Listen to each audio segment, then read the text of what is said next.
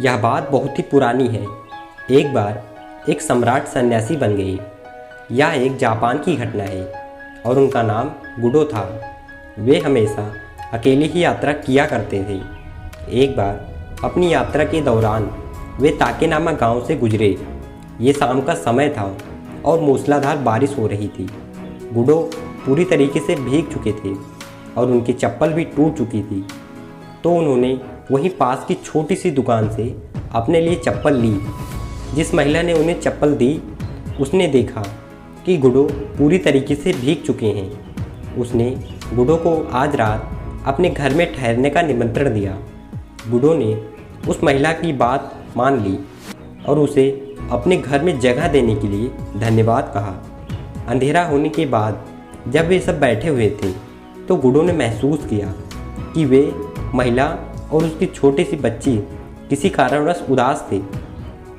गुडो ने उनकी उदासी का कारण जानना चाहा तो उस महिला ने बताया कि उसका पति एक बहुत ही बड़ा शराबी और जुआरी है। जब वे जुए में जीतता है तो शराब पीता है और लोगों उसको गालियाँ भी बकता है, और जब हारता है तो लोगों से पैसे उधार लेकर शराब पीता है, और जब उसे पैसे कहीं से नहीं मिलते तो वह मुझे और बच्चों को मारता है और मेरी दुकान के सारे पैसे छीन ले जाता है।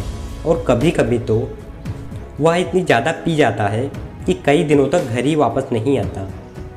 मुझे समझ नहीं आ रहा कि मैं क्या करूं। गुडो ने उस महिला की पूरी बात ध्यान से सुनी और फिर कहा, तुम परेशान मत हो, मैं देखता हूँ। तुम ये पैसे लो और बदले में मुझे शराब और कुछ खाने की चीज़ें दो। उस महिला ने पास के दुकान से कुछ शराब और मछली लाकर जैन मास्टर गुडो के सामने रख दिया। फिर गुडो ने कहा, अब तुम जाओ और आराम से सो जाओ, अब मुझे ध्यान करना है। फिर गुडो गहरे ध्यान में चले गए। फिर जब आधी रात को उस महिला का पति वापस घर आया तो वह गहरे नशे में था। उसने चिल्लाकर अपनी पत्नी से खाना मांगा। जब गुडो ने कहा, मैंने तुम्हारे लिए मछली और शराब रखी है, मैं बारिश में पूरी तरीके से भीग गया था, तो तुम्हारी पत्नी ने मुझे आज रात ठहरने की जगह दी है। मैंने पैसे से मछली और शराब खरीदी है, अगर तुम चाहो तो ले सकते हो। यह सुनकर वह बड़ा खुश हुआ। उसने मछली खाई और पूरी शराब पी और वहीं पर फर्श पर लेट गया। वह जब जागा तो सब कुछ भूल चुका था। उसने देखा कि उसके सामने एक इंसान गहरे ध्यान में बैठा हुआ है, जिसके चेहरे पर अद्भुत तेज था और अनंत शक्ति थी। पहले तो कुछ देर तक वह ऐसे ही बैठा रहा, उन्हें निहारता रहा, फिर बोला, आप कौन हैं? जैन मास्टर गुडो ने अपनी आंखें खोली, लेकिन उन्होंने कुछ भी नहीं बोला। उस आदमी ने फिर से पूछा, आप कौन हैं और यहाँ किस लिए आए हैं? जैन मास्टर गुडो ने मुस्कुराया और बोले, ये जीवन बहुत ही छोटा है, अगर तुम यही करते रहोगे तो समय नहीं बचेगा कुछ और करने के लिए, और तुम्हारा परिवार भी हमेशा तुमसे परेशान ही रहेगा। जैन मास्टर गुडो के शब्दों में जैसे कोई जादू था। उसे बोध हुआ कि वह इंसान जैसे किसी गहरी नींद से जाग गया है। उसने कहा, ठीक है, मुझे कुछ दूर अपने साथ ले चलो, मैं आपका सामान ढो दूंगा। गुडो ने कहा, जैसा तुम चाहो। वे 2 मील चले। गुडो ने कहा, अब तुम वापस लौट जाओ। उसने कहा, बस थोड़ी दूर और।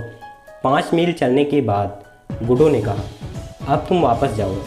नहीं, कुछ दूर और। 10 मील चलने के बाद गुडो ने कहा, अब तुम बिल्कुल लौट सकते हो। उसने हाथ जोड़ लिए और कहा, नहीं, अब मैं पूरी ज़िंदगी आपके साथ ही चलूँगा। और जापान में ऐसा कहा जाता है कि वह इंसान कभी दोबारा वापस नहीं लौटा।